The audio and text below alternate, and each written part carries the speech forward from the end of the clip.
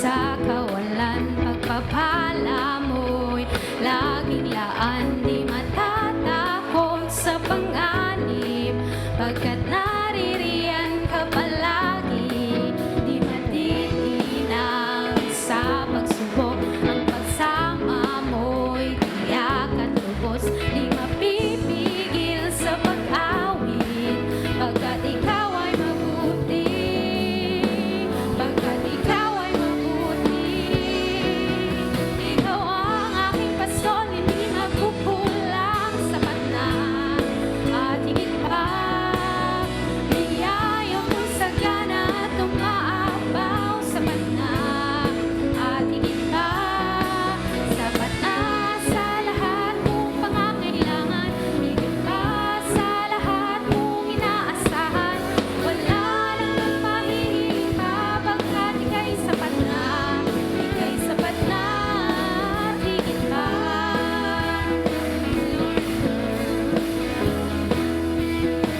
Di mangangamba, di mangangamba sa kawalan, pagpapala mo'y laging laan. Di matatakot sa panganib, pagkat naririyan ka palagi.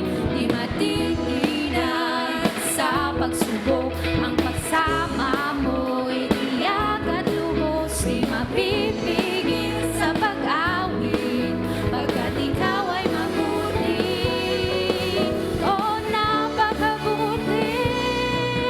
Ikaw ang aking pastor, hindi magkukulang. Sapat na at higit pa.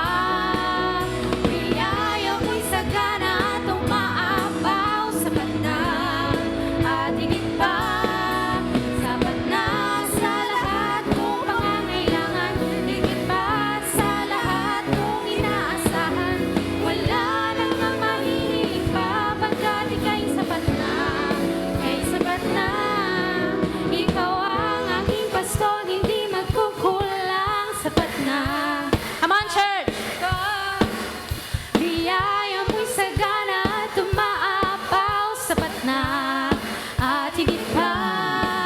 Sapat na sa lahat mong pangangailangan. Higit pa sa lahat mong inaasahan. Wala nang mahihiling pa, pagkat ika'y sapat na. Ika'y sapat na. Ikaw ang pastor, hindi magkukulang. Sapat na at higit pa. Biyaya mo'y sagana at umaabaw. Sapat na at higit pa. Sapat na sa lahat mong pangangailangan. Higit pa sa lahat mong inaasahan. Wala nang mahihiling pa, pagkat ika'y sapat na. Ika'y sapat na. Wala nang mahihiling pa, pagkat ika'y sapat na. Ika'y sapat na. Wala nang mahihiling pa, pagkat ika'y sapat na. Ika'y sapat na at higit pa.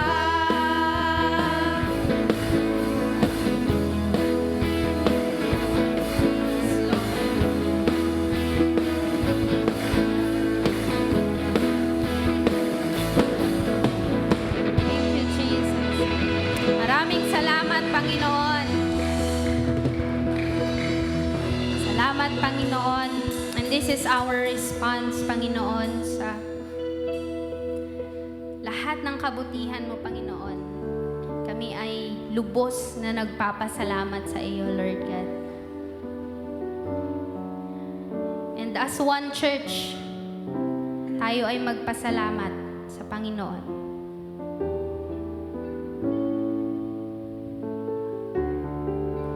Salamat, Panginoon.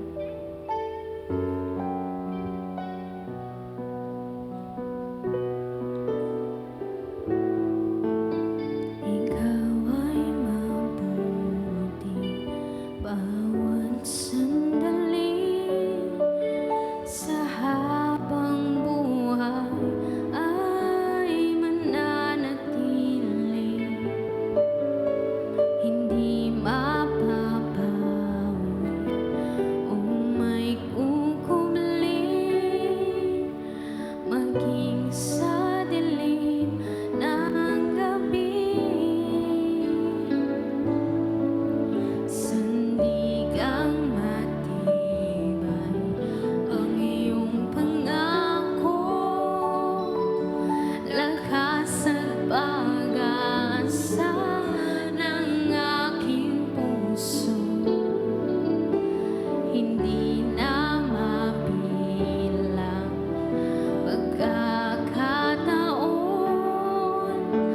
patunay ng katapatan mo sa dalamhati at sa kabiguan, sa pagluha ng puso na sugatan, sa pagsubok na iyong pinahintulutan. Salamat,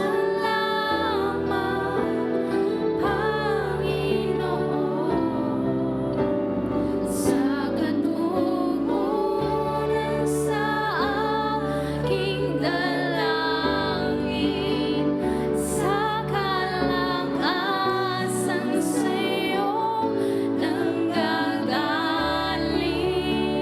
sa pagtuturo at pagtutuwid mo sa akin. Salamat, Panginoon,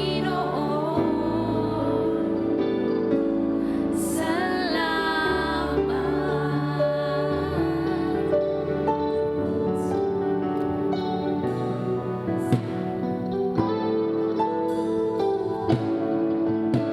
Ikaw ay mabuti bawat sandali, sa habang buhay ay mananatili, hindi mapapawi o may kukubli, maging sa dilim ng gabi.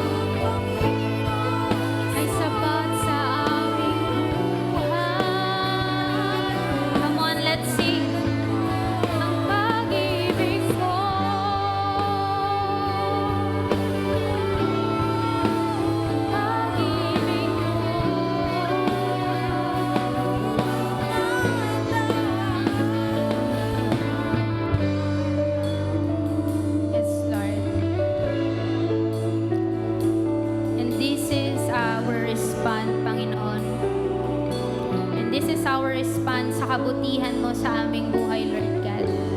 Ang aming mga tinig, ang inaalay namin sa iyo, Panginoon. Ang aming mga tinig, Lord God, ang itinataas namin sa iyo, Lord. This is our response to how good you are, Lord God. Hindi namin kaya, Panginoon, kung wala ang pag-ibig mo. Ang pag-ibig mo, Panginoon, ay higit pa sa kayang ibigay ng mundo. Ang pag-ibig mo, Lord God, ang siyang ninanais namin. Ang pag-ibig mo, Panginoon, ay sapat, tapat sa aming buhay. We love you, Jesus, because you first love us. Pag-ibig, Panginoon, na walang makakapantay. Pag-ibig na hindi mapapantayan ng material na bagay. Pag-ibig na hindi mapapantayan, Lord God, ng kahit sino.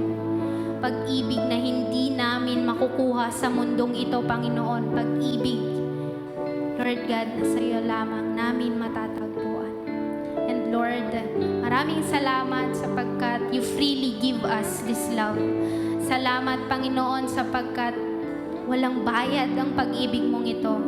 At nais lang namin itong tanggapin at ibalik sa iyo, Panginoon. Salamat, Panginoon. Salamat, Lord God. We praise you, Jesus, and we magnify your name, O God. Thank you, Jesus. Thank you, Lord.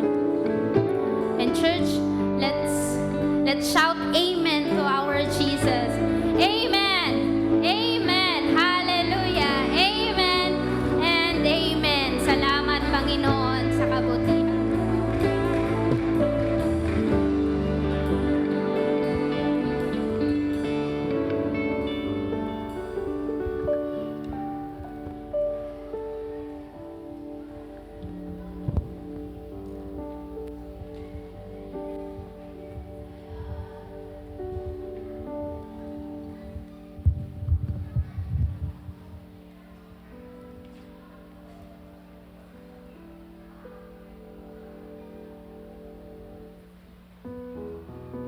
Good morning po. Good morning po sa ating lahat. Kamusta po kayo? Pwede po bang pakibati yung katabi natin ng magandang umaga? Yan. Wow, yan. Sige po, pwede ba natin sabihin din sa kanila na mabuti ang Diyos sa buhay mo. Amen, amen.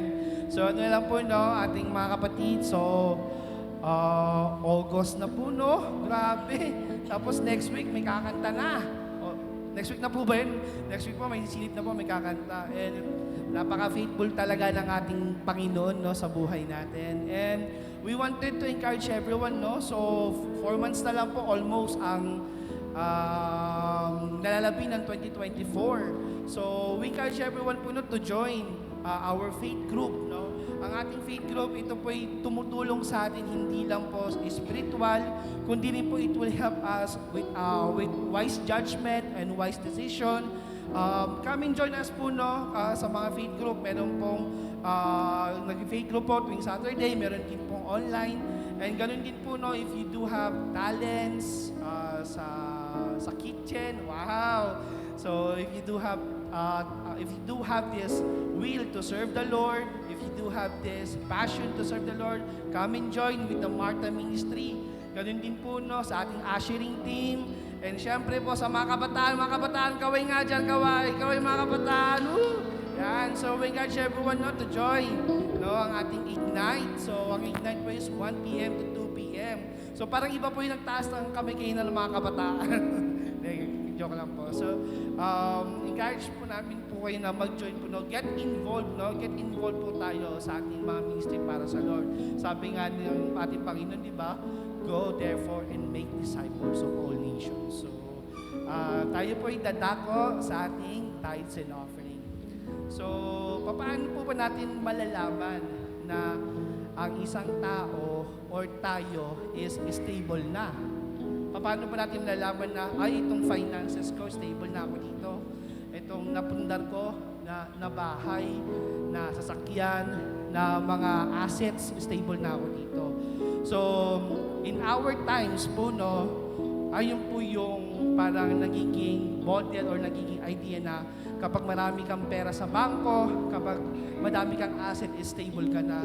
But during the Bible times, or during the old times, or the New Testament time, iba po yung wealthiness, kung paano sila nagiging wealthy or paano sila nagiging maging resources.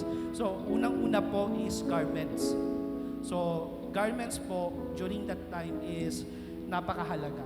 So, sa Judges 14:12, then Samson said to them, "Let me now propound a riddle to you.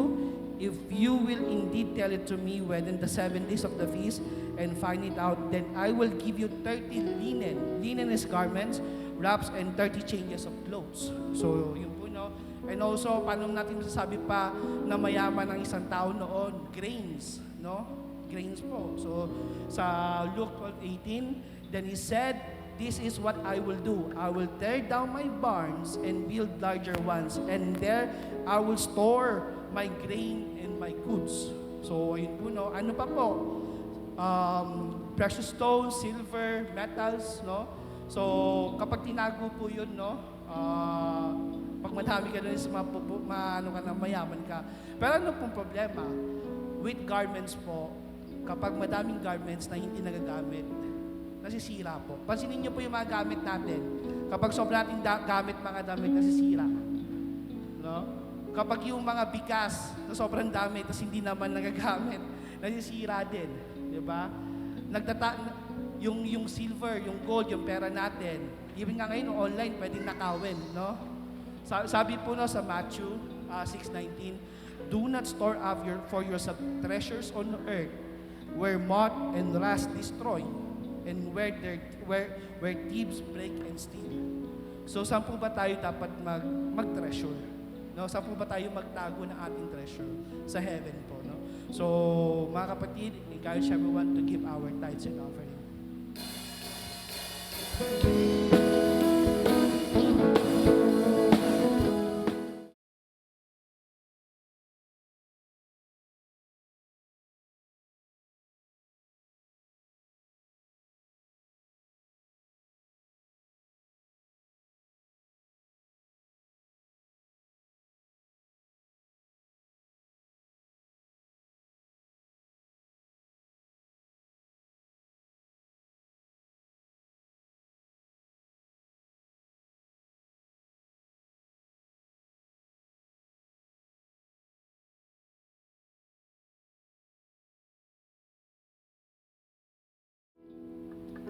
Thank you for God for loving us, O Lord God. Thank you, Lord God, for your faithfulness sa buhay po namin, Lord God. Thank you, Lord God, that even at the lowest point of our lives, O Lord God, there is your grace, there is your mercy, O Lord God. Lord, we thank you. All we can say, O Lord God, is thank you for your love. Lord, may this tithes and offering, O Lord God, gamitin niyo po ito, O Lord God, to proclaim more of you, O Lord God, sa buhay po ng bawat isa, O Lord God. And Lord, as we prepare our hearts to listen your words, O Lord God, i-override niyo po, Panginoon, yung na-prepare ng aming pastor. Gamitin niyo lamang po siya, Panginoon, to proclaim your message, O Lord God. And sa amin na pong makikinig, Panginoon, Lord God, may there will be a change of heart, O Lord God. May there will be, O Lord God, victories, O Lord God. And Lord, we claim ngayon pa lang, Lord God, that nanalo na po kami, O Lord God, because you won the victory, O Lord God. Lord, we honor you, O Lord God. We thank you, O Lord God. In Jesus' mighty name, amen and amen.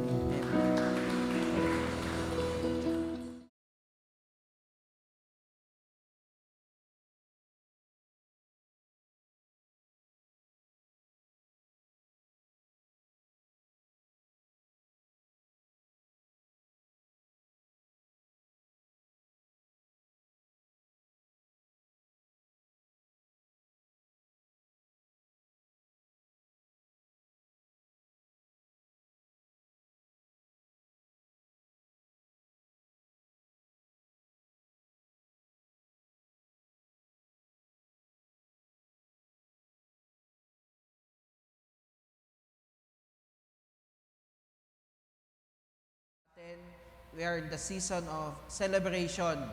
Some of us are in the season of, tayo po ay nag-gain, nag-harvest, and we're so glad about that.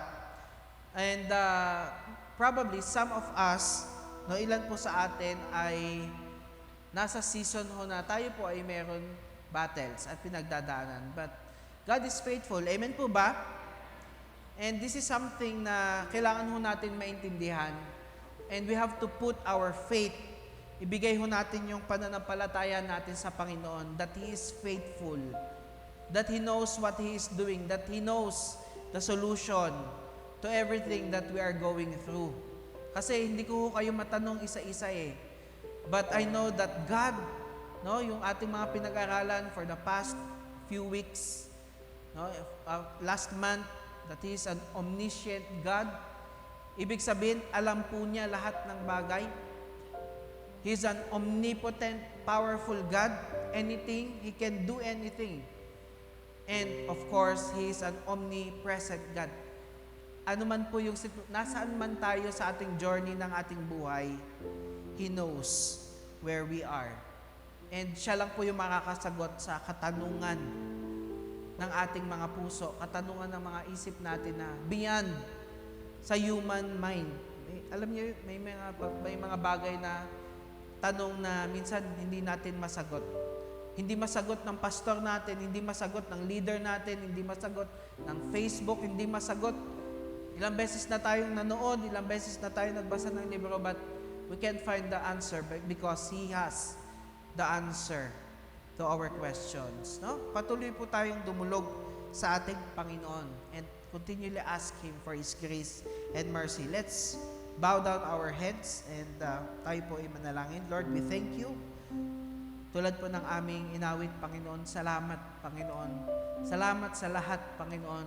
Not because we are going through something, pero salamat, Panginoon, dahil Kayo ay Diyos na hindi nagbibigo, Panginoon. Kayo ang Diyos na hindi bumibitaw sa amin.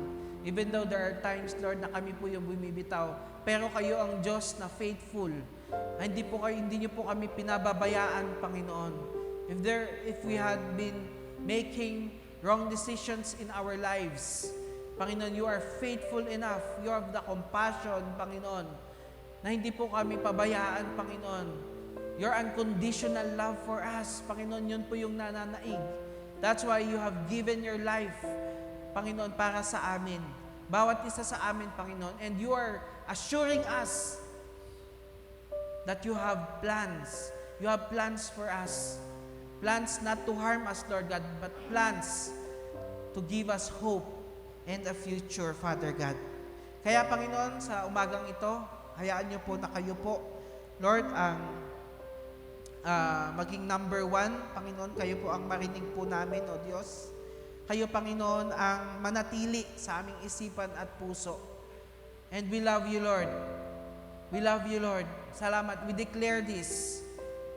And we are expectant for Your Holy Spirit, for the Holy Spirit to come and minister to us. Salamat, Panginoon. Mapapurihan po Kayo, madakila po Kayo sa kalagitnaan po namin sa matamis na pangalan ni Jesus. Amen and amen. Palakpakan po natin ang Panginoon. Yung palakpak po na para sa Diyos. Hallelujah! Salamat po. Thank you, Lord. Hallelujah.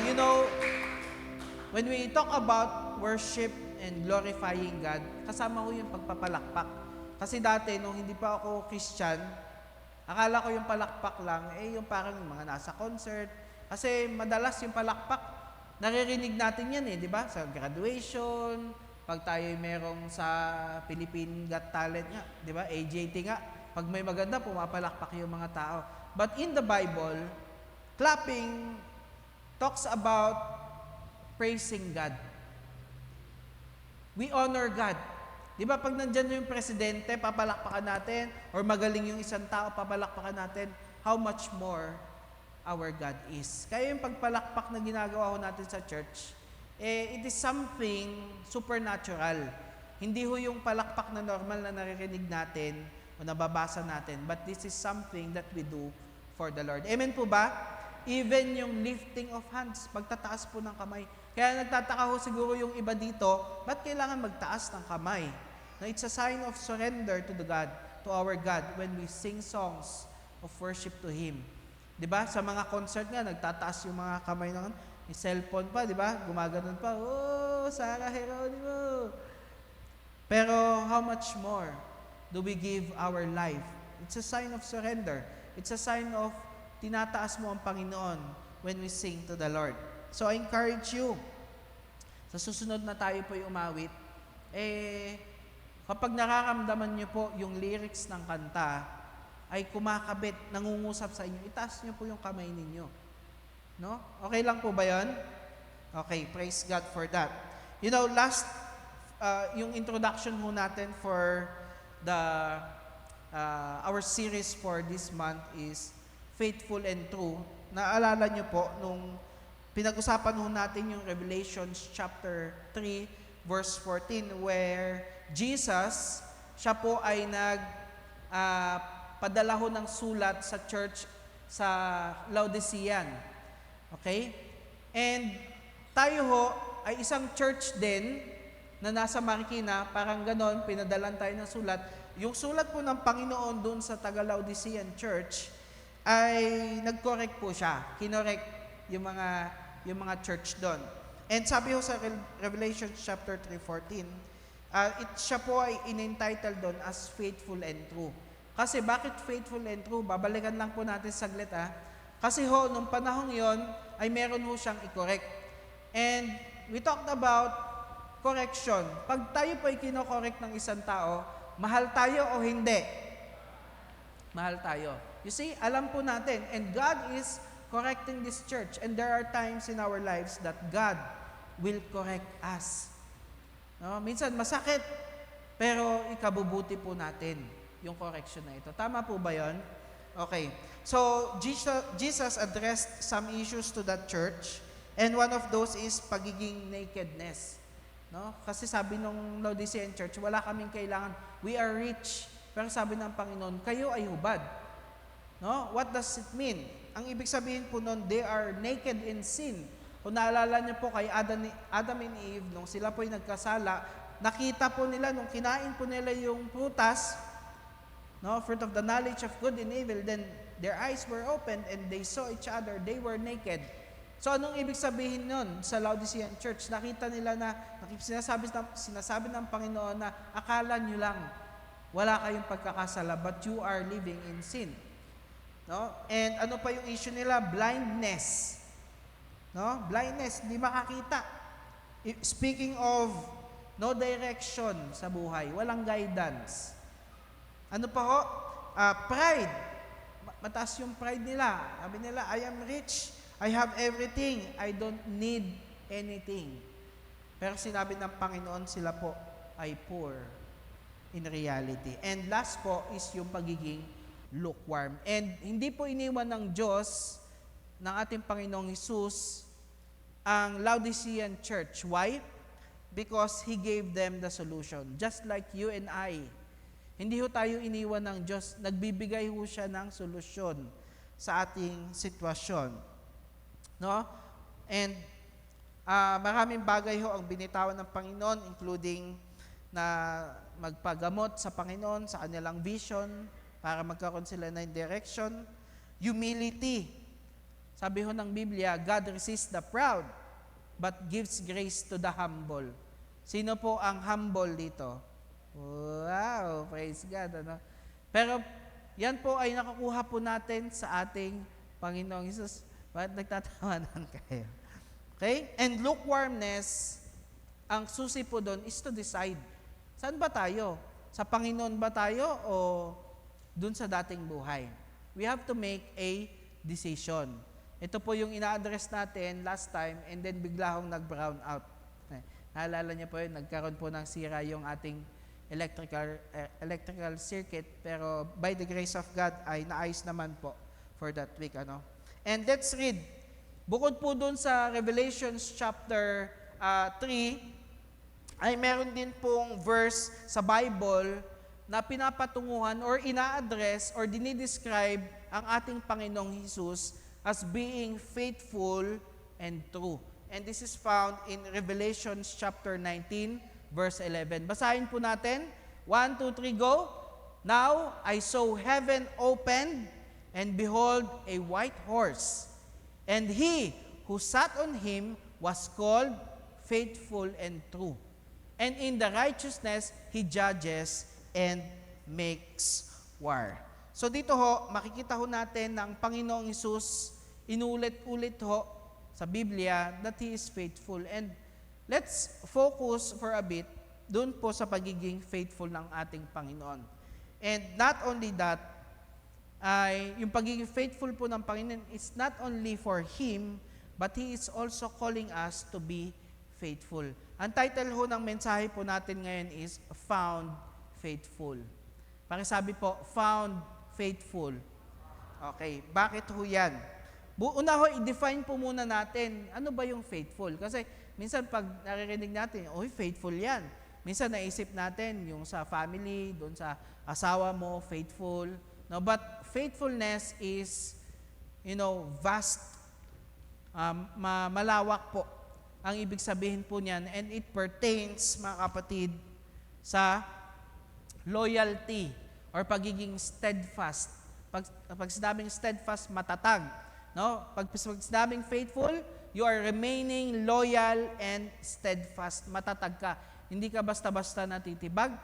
And faithful also means you are true to the fact or the original. Kung ano yung napag-usapan nyo, doon ka. And we can find this doon sa ugali po ng ating Panginoon because He is a faithful God. Kaya pansinin po ninyo, nung pag may promise siya, even doon po sa mga Old Testament men of God, tinutupad niya. Hindi pwedeng hindi. Kasi kung hindi niya tutuparin, hindi siya faithful. Tama po ba? And sometimes, nakakalimutan natin yung mga promises na to, but alam niyo po ba that God still honors His promises and His word for us. And una ko pong i-share sa inyo, mga kapatid, is that God is a faithful God. No? The faithfulness of God.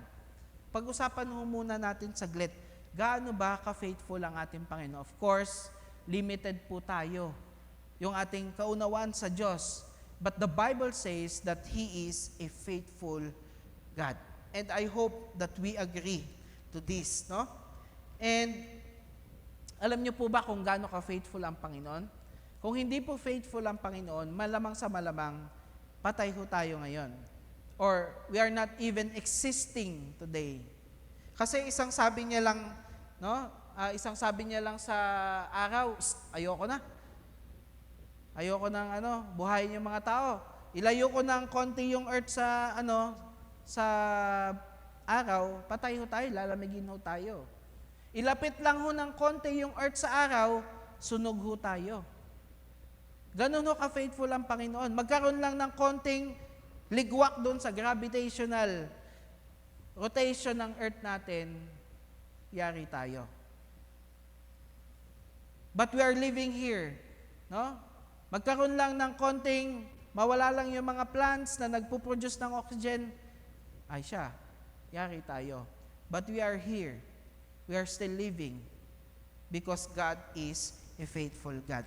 And kung naalala niyo po, there was a time in the Bible during the time of Noah when God, no, siya po mismo yung nagsabi na, nalulungkot ako sa create ko wasakin ko na kaya yung human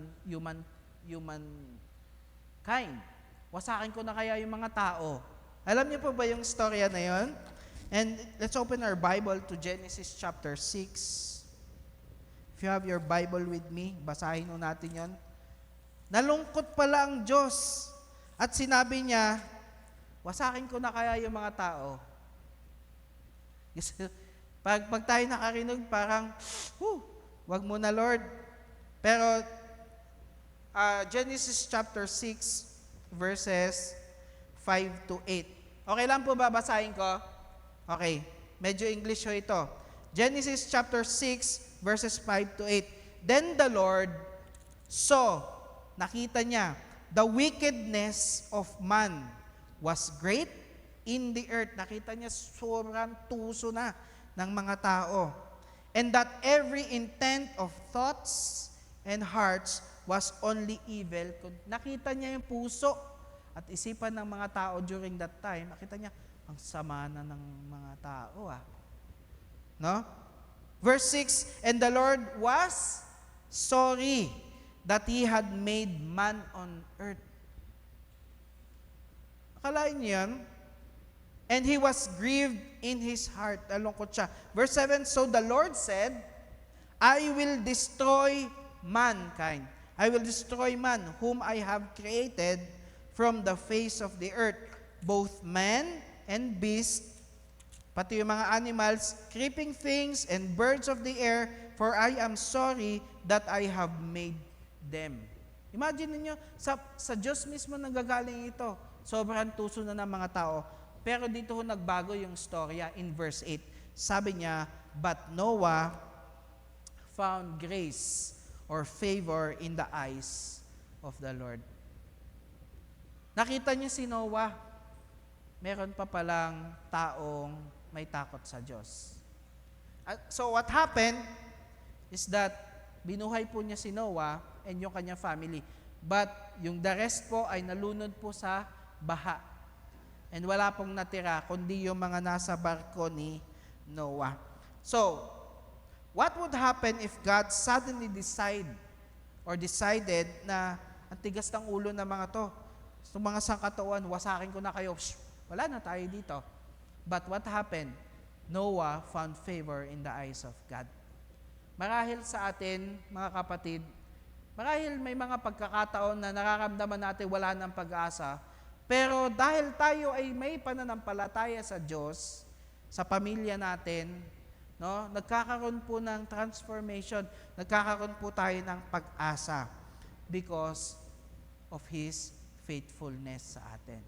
Sabi ko sa Bible, believe in the Lord Jesus and you and your household will be saved. No? Huwag mong tigilan yung pamilya mo. Huwag mong tigilan yung pamilya mo hanggat hindi nila nakikilala si Kristo. Huwag mong tigilan ipanalangin, huwag mong tigilan iluhod sa Panginoon, sapagkat darating ang araw, mga kapatid, na kapag ikaw nanatili sa pananampalataya, patuloy mo silang pinapanalangin, God will allow His heart to open and ears to hear the voice of the Lord at kung gaano po sila kamahal ng Panginoon. But remember, mangyayari po ito. Una-una, nasa salita ng Diyos. Pangalawa, He is a promise keeper. Ang tao ho pag nangako, minsan, madalas or may mga pagkakataon na napapako. Naalala ko na naman yung saging ni Kuya Camil. Ngayon ko lang, pag ito yung topic ko, may padami ng padami. Baka puno na ho na saging na maibigay ko, Kuya Camila. Kasi may promise ako sa kanya Ngayon ko lang naalala pag, naibili ka ng saging para hindi ko makalimutan. Pero ibig ko po sabihin, pag tao po ang nagsabi, minsan nababali due to circumstances, mga pagkakataon na kakalimutan or wala talagang intention to pa rin. Pero pag ang Diyos ang nag-promise, pag siya ang nagsabi sa atin, 101% tutuparin at tutuparin po niya. Kaya pag sinabi ng Diyos, pag ikay sumampalataya sa akin, sa langit ka mapupunta. Ano pa yung doubt? Ano pa yung agam-agam natin? Totoo kaya? Sinabi na nga ng Panginoon. Lord, ang dami kong kasalanan Sinabi na, ibinigay na nga niya yung buhay niya para sa atin. Amen po ba doon? So God is a faithful God. He is true. Totoo siya sa kanyang salita.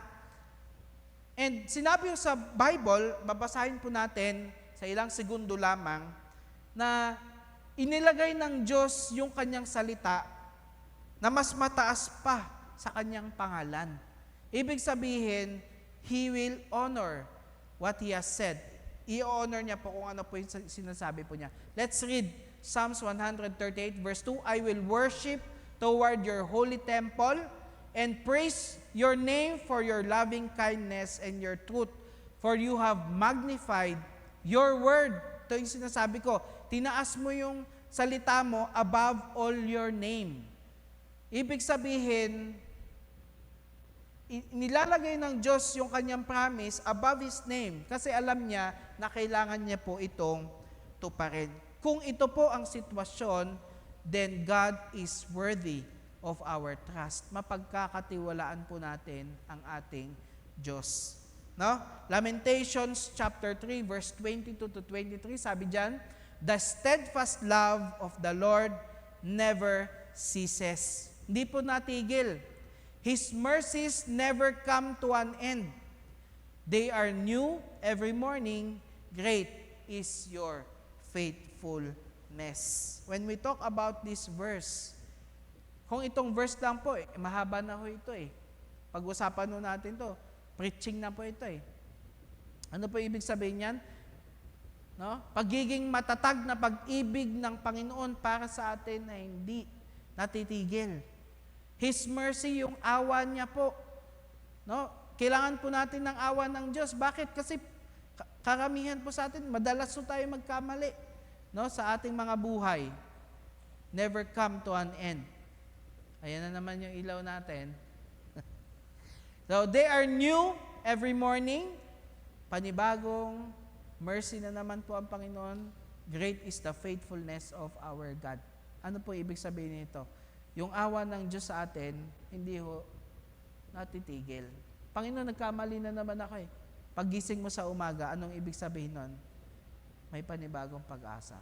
Lord, nagkamali ako ngayon. Mga past decisions ko eh. Nalugi ako sa negosyo. Ang dami kong pagkakamali sa buhay ko eh.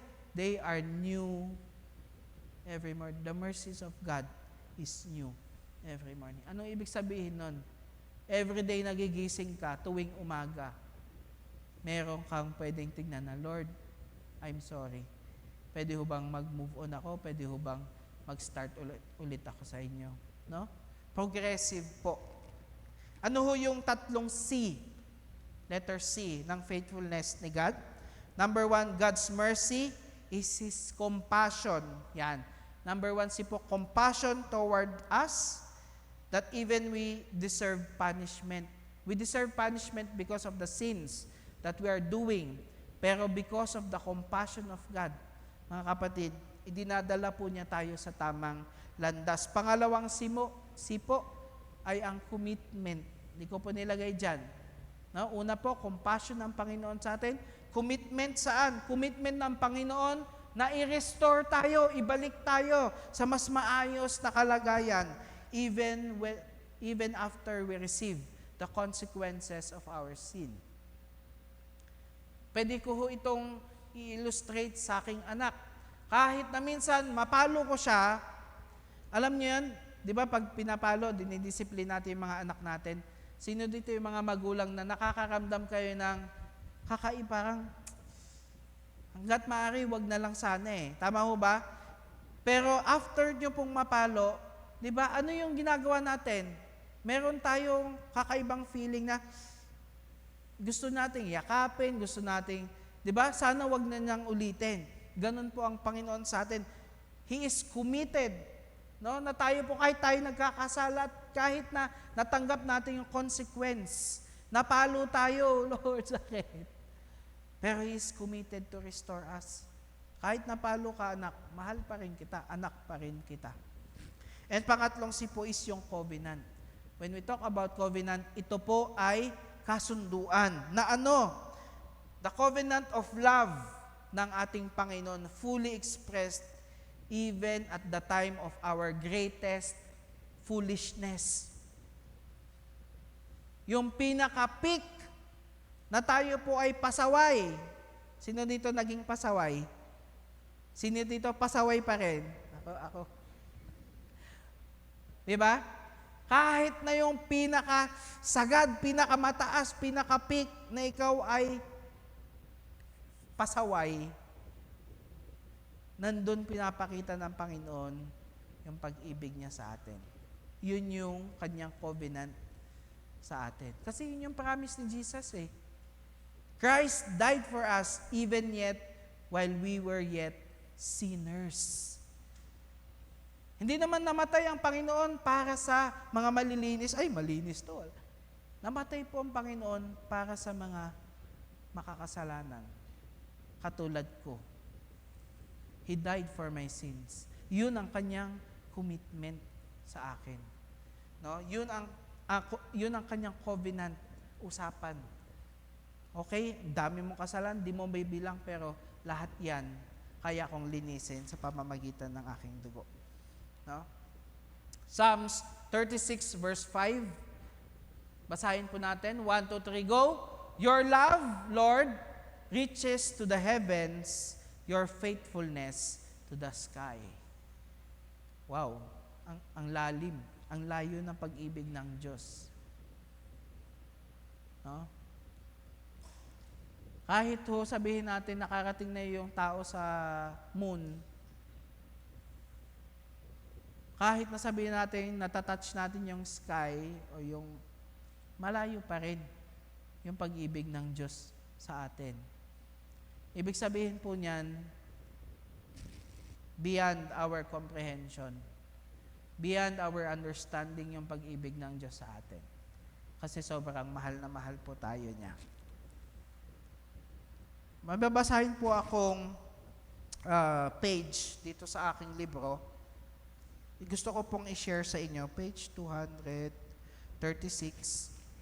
Ito po ay isinulat po ni Margaret Rose Powers noong taong July 1992. Okay? So, English po ito, pero madali naman po siyang intindihin, tsaka unawain. So, sabi ho dito ni Margaret, one night, I had a dream. I was walking along the beach with the Lord. And across the sky, flashed scenes from my life. No, naglalakad daw po siya sa beach, and then, sa panaginip niya, habang naglalakad siya, nafa-flash doon yung mga past niya. Sabi dito, in each scene, I noticed 2 set of footprints in the sand. One footprint, 2 set daw po ng footprint. One was mine, and one was the Lord's. When the last scene of my life, nung patapos na yung scene ng buhay niya, sabi dito, I looked back at the footprints in the sand, and to my surprise, sabi niya, nagulat ako. I noticed that many times along the path of my life, there was only 1 set of footprints. Sabi dito, and I noticed that it was the lowest and saddest times in my life. I asked the Lord about it. Lord, you said that once I decided to follow you, pag nag-decide ako sundin ka, you would walk with me all the way. Sasamahan mo ako. Pero bakit kapag ang hirap ng buhay, pag tinitignan ko yung footprints, isang pares na lang. Nag-iisa na lang yung lumalakad doon during the times of hardship. And sabi dito, but I noticed that during the most troublesome times in my life, there is only 1 set of footprints. I do not understand why you left my side when I needed you the most. Bakit iniiwan mo ako sa tuwing ang hirap ng pinagdadaanan ko? Kasi 1 set of footprints na lang eh. Then the Lord said, sumagot ang Panginoon sa panaginip niya. Sabi niya, my precious child, I never left you during your time of trial. Hindi kita iniwan. Where you see only 1 set of footprints, I was carrying you. Sounds familiar? Diba? Minsan yung mga footprints in the sand, So, it was Margaret Powers who wrote that. And naginip po siya sa Panginoon. And yun ay isinulat niya. Ang lesson ng story natin, during the times of our trials, akala natin iniwan tayo ng Diyos. But it was He who is carrying us. Nak, kaya mo yan. May lika, nak. Diba? Yung mga anak ko, pag nakita ko may basa at hindi nila kakaya, ano gagawin natin? May mga pagkakataon, akala natin iniwan tayo ng Diyos. Pero kung wala ang Diyos doon sa sitwasyon natin, malamang sa malamang, lagapak na tayo. Pero dahil sa biyaya po niya, tayo po ay nakatayo pa. Amen po ba doon? God is faithful in being with us in times of troubles. God is also faithful in our growth as we follow Him. Gusto niya tayo lumalago. God is faithful in providing for our needs, financially, emotionally, physically. Lahat po yan, faithful po ang ating Panginoon. And so, mga kapatid, I can say that He is faithful in your life, sa buhay po natin. Kahit kailan, di ka nagkulang, biyaya mo sa akin, laging laan, ang pag-ibig mo sa akin walang hanggan. Sobrang faithful po ng ating Panginoon sa atin. Kahit may mga pagkakataong iniwan natin siya, hindi tayo iniiwan. Laging nakasunod, laging nakantabay, anong next move mo. No? Praise God. And because of the goodness of God, dahil faithful ang Panginoon sa atin, God is also looking for us. He's also expecting us to be faithful sa Kanya, sa pamilya natin, sa ating mga sarili and all. The second point I'd like to share to you, God calls us to be faithful. Maging faithful din po tayo. You know, yung character po ng ating Panginoon, pag-usapan nung natin, so amazing. Hindi ho siya basta-basta natitinag, steadfast. No? And we should also be reminded that as a follower of Jesus, bilang tagasunod ni Kristo, is that we want to follow Him and be like Him. Alam niyo po ba ang ultimate goal ng isang Kristiyano? Isang Christian? It is to be like Christ. No?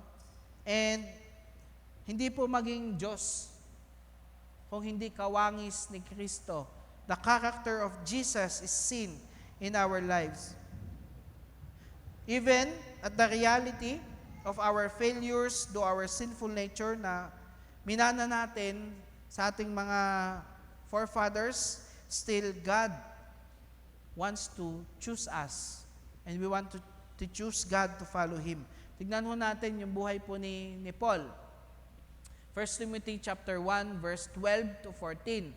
Nagpapasalamat ako sa ating Panginoong Hesukristo na nagbibigay sa akin ng lakas dahil itinuring niya akong karapat-dapat na maglingkod sa Kanya. Bakit? Kahit na noong unay nilalapastangan ko, inuusig at nilalait ko siya. Sa kabila nito'y nahabag siya sa akin ang Diyos sapagkat hindi ko nalalaman ang aking ginagawa noon, ako'y hindi pa sumasampalataya. Sino dito yung katulad ni Pablo noon? Na pag may naririnig na tungkol kay God, naiirita.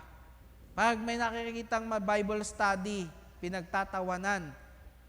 Di ba? Pag may nakakitang mga nag-hallelujah, nagpapalakpakan, gino-joke time. Di ba? Tinatawanan, hinukutya. Si Paul, sabi, hindi nilalapastangan niya at inuusig at nilalait niya ang ating Panginoon. Verse 14, pinasagana sa akin ang kagandahang loob ng ating Panginoon at ipinagkaloob niya sa akin ang pananampalataya at ang pag-ibig na natagpuan sa ating pakikipag-isa kay Kristo. Kung si Pablo na sumulat na maraming books sa New Testament ay ganun yung history, no? Tayo pa kaya?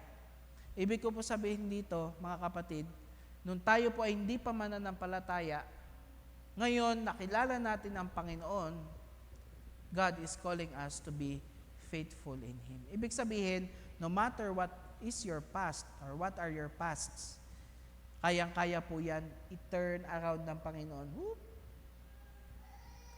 Alam niyo po yung isang project po na napuntahan ko, yung mga water lily sa ilog, di ba ang dami ho nun? Yung mga yon ay kinokolekta ho ng isang organization at ito po ay ginagawa po nilang maraming mga products. Ano-ano ho? Bag. Ano po? Banig. Sandals. Ang dami ho palang So, akala natin, yung mga yun, ay pasaway ito mga to, nakakagambala. Pero yung pala, meron po silang pinaggagamitan. And sometimes, ganun yung buhay. Akala natin, wala na, Lord.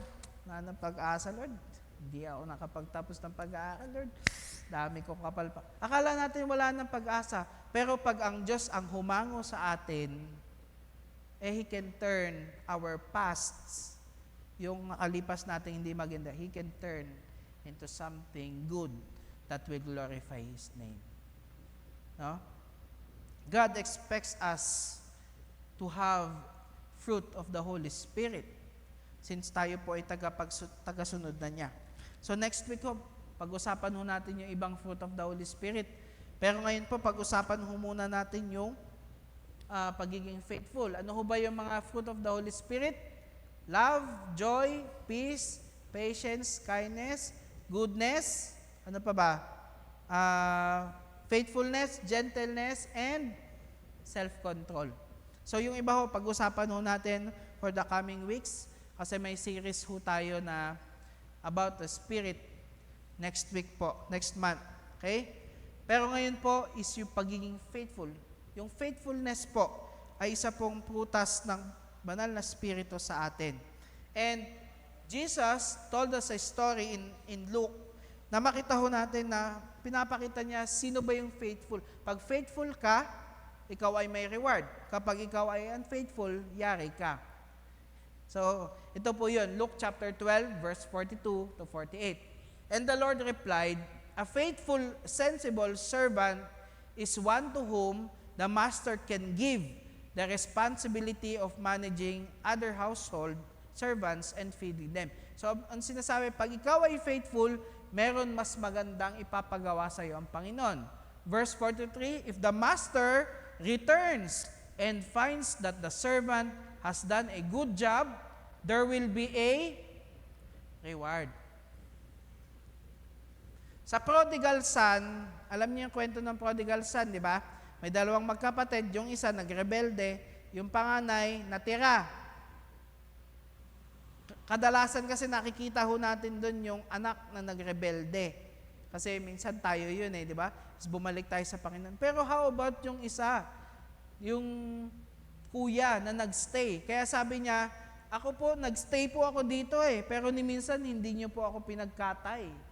Ano sagot ng tatay sa kanya? Lahat ng pag-aari ko ay sa'yo. Anong reward nung kuya? Lahat ng pag-aari ko ay sa'yo. Diba?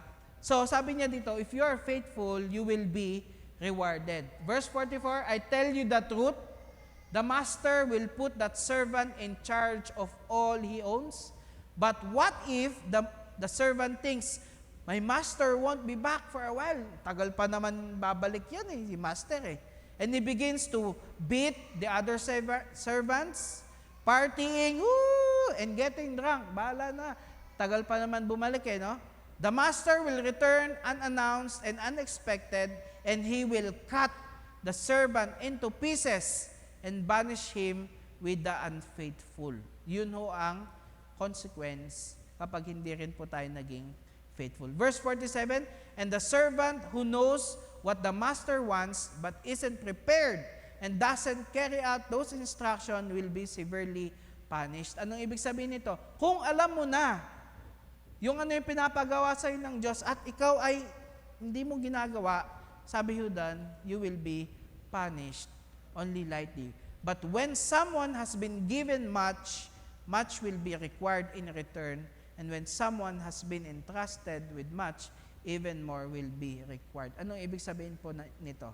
The more na lumalago tayo sa ating pananampalataya, the more dapat po tayo nagiging faithful sa ating Panginoon, sa kanyang salita. No? Sabi ni Spider-Man, with great power comes with great responsibility. Hindi ko pa naman nakita si Spider-Man. Naririnig ko lang. Ano? Pero sabi ng Bible, much is given, much is required. Kaya habang lumalago tayo sa pananampalataya, mga kapatid, dapat lumalago rin yung faithfulness natin sa Panginoon. 1 Thessalonians chapter 5, 23 to 24, Now may the God of peace himself sanctify you completely, and may your whole spirit and soul and body be kept blameless at the coming of our Lord. He who calls you is faithful. He will surely do it. No? And ano-ano ho ba yung mga areas ng buhay po natin? Ito po, last part po ng ating sermon for today. Pag-usapan ho natin, ano-ano ho ba yung mga pagkakataon or mga areas ng buhay natin na kailangan natin maging faithful. 3 lang po ito. Number 1, let's be faithful to God. Maging faithful po tayo sa ating Panginoon. Yung relationship po natin sa Kanya, wag po natin pababayaan. No? If we have a relationship, nakakausap mo ang Diyos, at ikaw ay kinakausap niya sa pamamagitan ng Kanyang salita, wag ho natin hayaan na mawala po yon. Otherwise, malungkot to ang mangyayari sa atin. Pag nakilala mo na ang Diyos sa buhay mo, huwag ka nang bumitaw, kapatid. Napakahirap bumalik sa dating buhay. No? Paano tayo magiging faithful sa Kanya? The basics of Christianity, Bible reading. Magbasa ho tayo ng Word of God. Kahit na mahirap, kahit na minsan nakaka-miss out. Sino dito nakaka-miss out ng Bible reading? Minsan pag busy, di ba? Minsan pag busy, ang daming ginagawa. Regardless kung worker ka ng church, leader ka ng church, pero minsan nakaka-miss out ka. What can we do? Great is thy faithfulness, they are new every morning. Bangon lang. No? Huwag mo na babalikan, Lord, last month, hindi ako magbasa, Lord. Kahapon, Lord, isa lang yung verse na. Move on tayo, kapatid. And, of course, we learn from that experience. Kasi kapag hindi tayo nagbabasa ng Word of God, mainit ang ulo. So, pag mainit ulo ko, alam nyo na. Pero alam nyo, pag wala tayong feeding ng Word of God, iba-iba yung pumapasok sa isip natin. Wala tayong guidance, kung ano-ano yung ginagawa natin na hindi aligned. No? Kaya, pag nagbasa ka ng Word of God, alam mo may peace ka. Tama po ba? When you meditate on the Word of God, lalabas ka sa mundo, kahit anong mangyari, okay ka lang, thank you Lord. No? Pag nandyan, may mga problema, you are protected because nag-meditate ka sa Word of God. Kaya lang, ang problema, kung wala, yari, lalabas at mananaig yung ating katawan. No? Tsaka yan, yung mga ang bilis. Parang Armalite.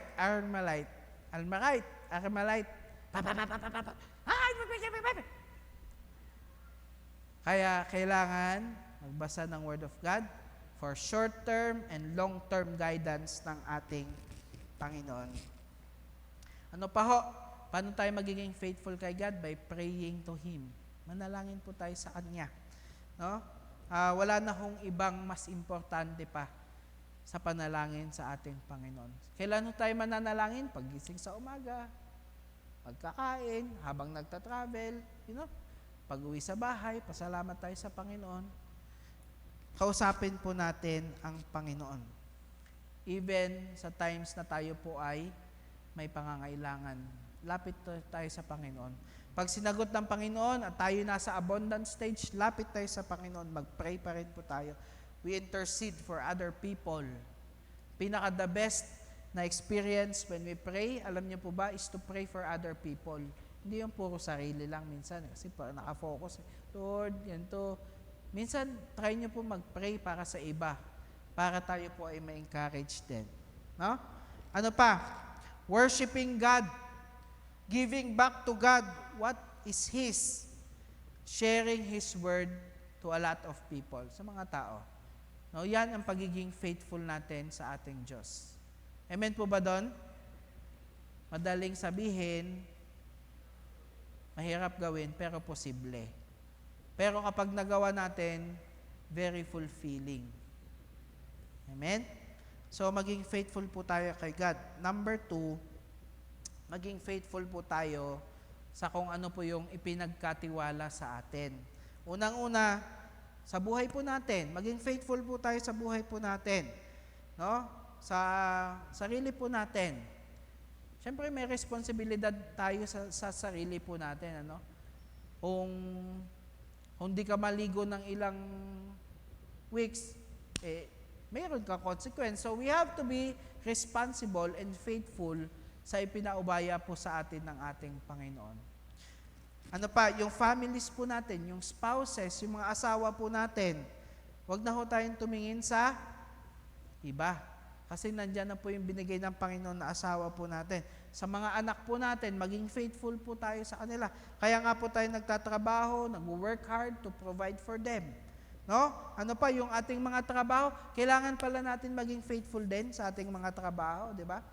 Kasi syempre, yan yung means na bine-bless tayo ng Panginoon. Yan yung nagpo-provide ang Panginoon sa atin. Ano mangyari kapag, okay, laba-laba, bahala na. Di ba? Pag pinuputyo-putyo lang natin yung ating mga trabaho, hindi ho tayo mabibigyan ng reward ng ating Panginoon. Kaya ang mga Kristiyano, alam niyo po ba ang mga Christians, dapat po tayo po yung nangingibabaw doon sa ating mga trabaho. Bakit? Kasi may character of God tayo May character ng pagiging faithful na kahit walang nakatingin, ang sipag. No? Ang sipag nito. Nung ako po ay nagko-call center pa, nag-call center din po ako Dati, 17 years old. Ang pasok ko po alas 8, nandun na ako alas 6 ng hapon. Kasi gusto ko, nagagawa ko na maayos yung aking trabaho.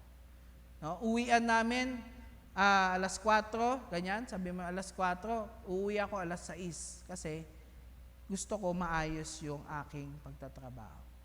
So, ano naman ako nun? Di pa kasi ako active sa church. Pero, andun yung heart ko na maging faithful sa aking ginagawa. No? Nasabi ko ba dito na nag-apply din ako ng maintenance, ng janitorial? Hindi ho ako tinanggap Kasi sabi sa akin, hindi ka qualified, marunong ka mag-computer, dun ka sa office. Ayun, binato ko sa office. At kailangan ko maging faithful sa kung maliliit na bagay na ibinibigay sa atin. No?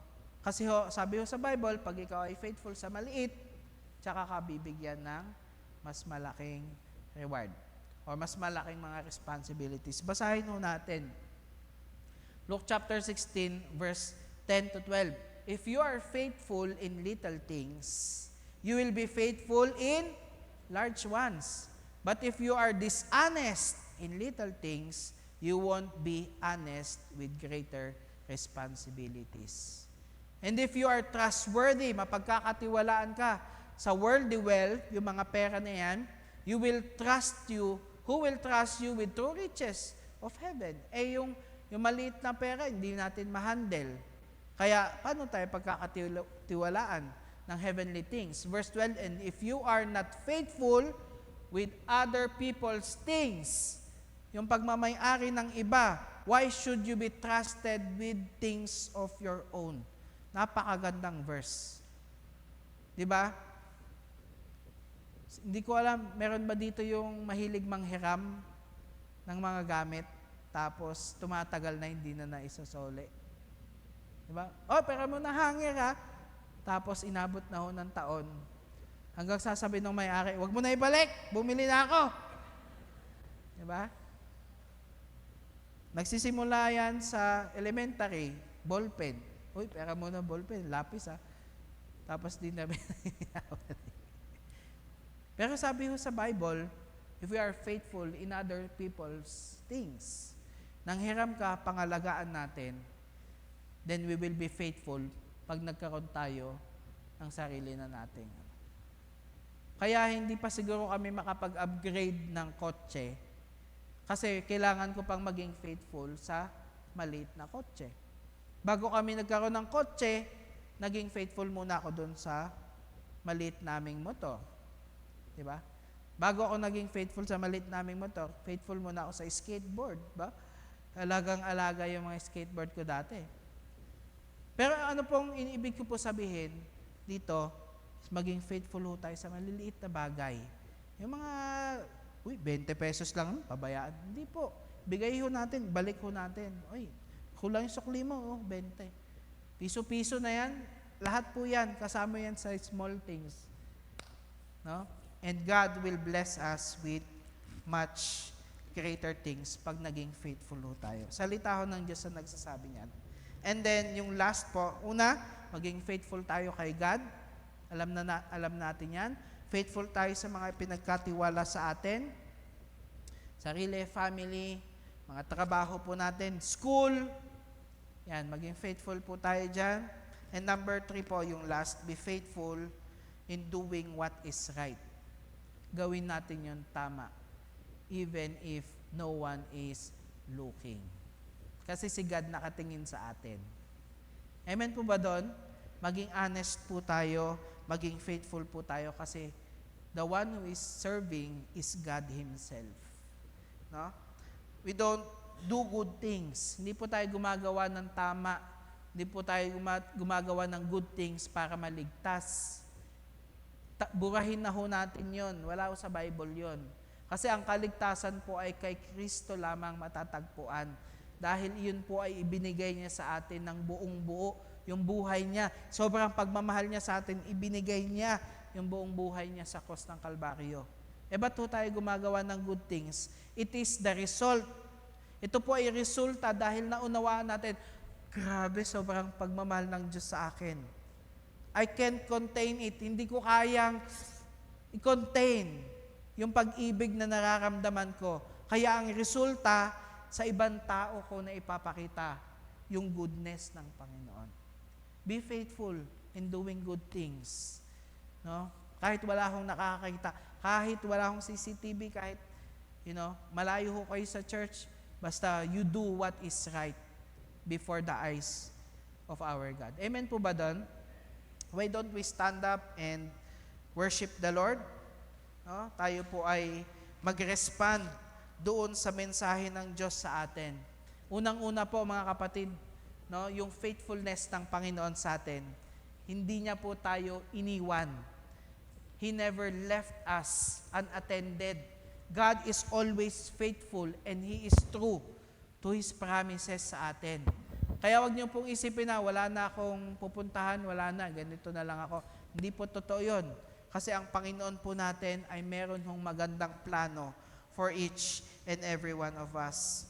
And of course, mga kapatid, yung pagiging faithful sa ating Panginoon, vice versa naman po. If God is faithful to us, kung ang Panginoon po natin ay faithful sa atin, as His followers, as His children, bilang anak po niya, we have to be faithful to Him as well. Sa pamamagitan ng Word of God, prayer, lahat po yan, panalangin sa ibang tao, panalangin ng pagsuko sa Kanya, panalangin ng paghingi ng tawad. Lahat po yan, we can be faithful in God's eyes. And ano pa ho, pagiging faithful sa ating mga sarili. Minsan nane-neglect natin yung ating mga sarili, but that babalik ho sa atin kapag tayo nine-neglect natin yung sarili natin. We have to love ourselves. Hindi yung selfish love, but the love of taking care of what God has lent us. Pahiram, buhay na pahiram. Being faithful to our family. being faithful to our children, being faithful to our parents. No? Wag nating, mga kabataan dito, wag kayo magpapaalam na hindi naman yun yung intention nyo. Ay, ma, hindi ako makakauwi pero iba pala yung pinupuntahan. That is not being faithful. Nabasa ko natin kanina sa Word of God. Pag hindi faithful, meron pong consequence. But if we are faithful, then we will reap rewards sa langit. And last po na pinag-usapan nun natin is doing what is right. Being faithful, kahit na wala pong nakatingin, basta you do what is right because God can see us. Tayo po ay umawit and then I will close in prayer.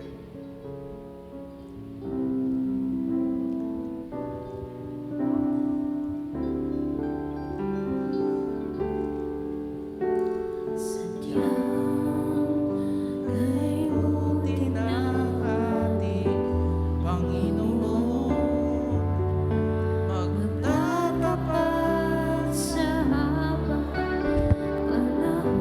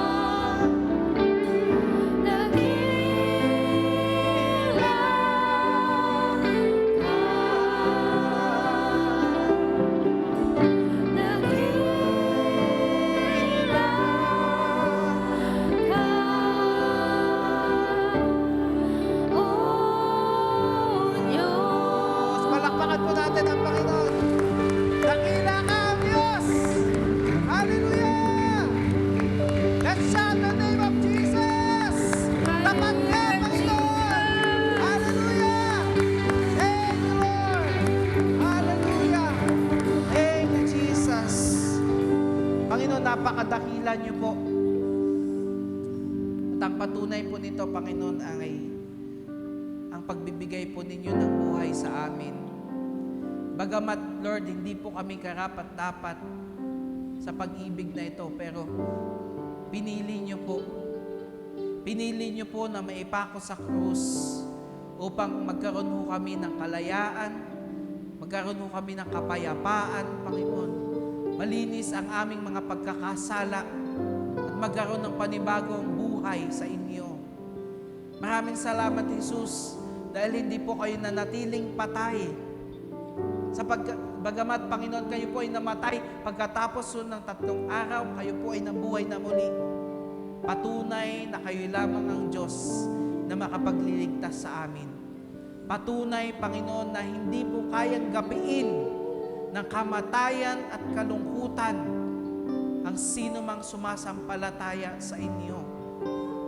Kaya kami po ay nagpapasalamat ng malalim sa aming mga puso, sa aming mga isipan, O Diyos. Maraming salamat sa buhay na ipinagkaloob nyo. Sa mga tao, na nandarito, I pray, Lord Jesus, lalong-lalo na po, Panginoon, yung wala pa pong relasyon sa inyo. I pray for them that there will come a time that they would realize that marami po kayong plano. You have so much in store for them. And that they have to decide. Kailangan mo mag-decide, kapatid, sumunod sa ating Panginoon. Because He loves you so much. Lord Jesus, I pray for this person. I pray for that person, whoever he is, whoever she is, Father God, right now, in the name of Jesus. Just give him peace. Sa mga oras na to, mag-minister po kayo, Banal na Espiritu, sa kanya. Hallelujah. In the name of Jesus. Hallelujah. Those sickness, yung mga iniisip-isip na nagpapahirap sa kanya, makakalaya po siya, Panginoon. Dahil sa pag-ibig po ninyo. Hallelujah. Minister to that person right now, dear Holy Spirit. Hallelujah. Move in this place, Lord. Hallelujah. Thank you, Lord Jesus. Again, Lord, as we close this message, kami po ay nagpapasalamat sa faithfulness po ninyo. Hindi po kayo basta-basta sumusuko sa amin, Panginoon. Maraming salamat, O Diyos, sa inyong steadfast love, sa inyong mercy. Thank you, Lord, that every day we can wake up and say that there is God and there is hope in Jesus. Maraming salamat, Panginoon. Sineselyuhan po namin itong mensahe na ito. Sa gayon, Lord, ay hindi po manakaw ng kaaway. Anything that the enemy plans to steal this precious word coming from you, we rebuke that in the name of Jesus. Sapagkat narito po kami at magpapatuloy po kami sa paglakad po namin sa inyo. Thank you, Lord God. We bless your name. We honor you. In Jesus' name we pray. Lahat po ay magsabi ng Amen and Amen! Hallelujah! Taas po natin ang ating mga kamay. Lord, we want to glorify you at aalis po kami, Lord God. Lalabas po kami sa lugar na ito na pinagpala po ninyo. Lord God, we pray that we will be a salt and a light that in this world, makita po ng mga tao, Panginoon, ang wangis nyo sa aming mga buhay. And we pray, Lord, for protection for 1 week, Panginoon, na mawawala na naman po kami at magkakanya-kanya sa buhay po namin. We pray, Lord, that we will be motivated with the fruit of the Holy Spirit, Panginoon, sa pang-araw-araw po namin. Lord, provisions, we declare, Father God, provision and prosperity, Panginoon, sa inyong mga anak, Panginoon, nandito sa lupa, Panginoon. Thank you, Lord God. We bless your name. In Jesus' name, amen and amen. God bless po and see you po